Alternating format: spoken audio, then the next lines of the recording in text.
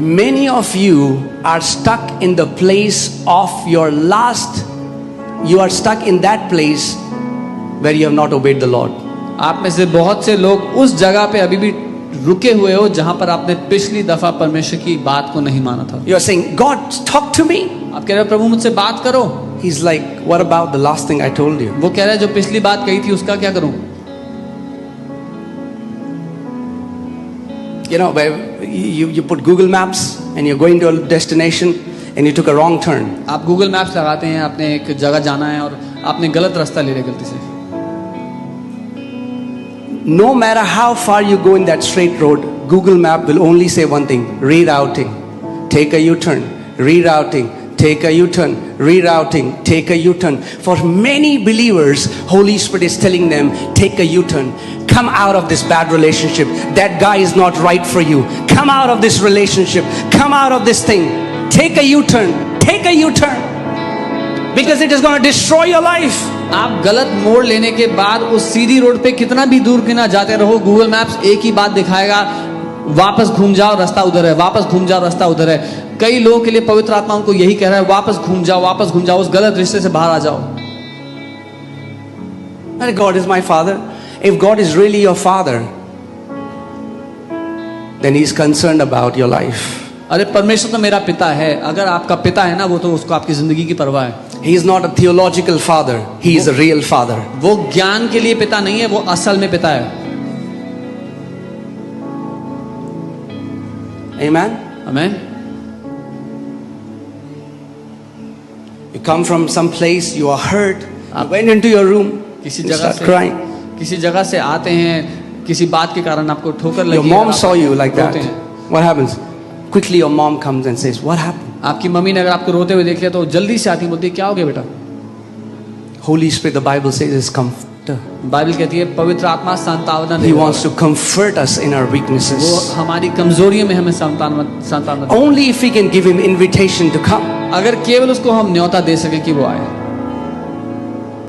You know, I was telling this, and I don't know how many people will understand it, but God talks to me, you know,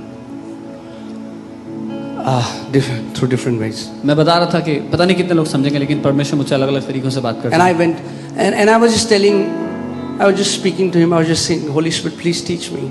मैं उससे बात करता, पवित्र आत्मा मुझे सिखाओ.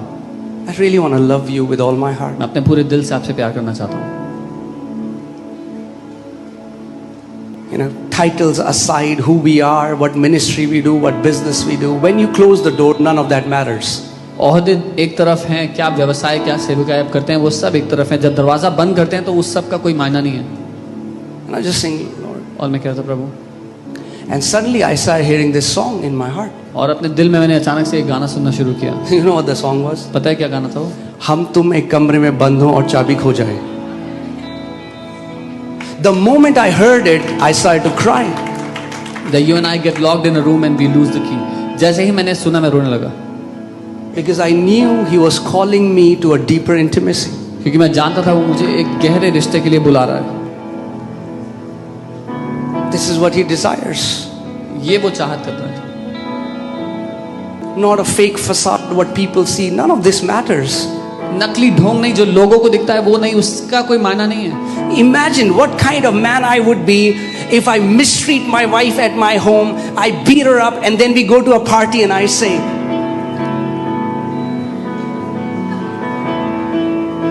won't be I a fake hypocrite? कैसा होगा अगर मैं अपनी पत्नी के साथ बुरा व्यवहार करूं, उसे मारूं पीटूं घर पर, लेकिन जब बाहर पार्टी में जाते उसको हाथ में हाथ लेकर के जाऊं? क्या मैं ढोंगी नहीं होऊंगा, नाटक करने वाला नहीं होऊंगा? Do we fellowship with Him when we go our home and from Monday till Saturday? Or is He a God only for us for Sundays? क्या जब हम घर जाते हैं तो सोमवार से शनिवार तक उसके साथ कोई रिश्ता, कोई बातचीत होती है हमारी, या सिर्फ रविवार को हमारा परमेश्वर होता है?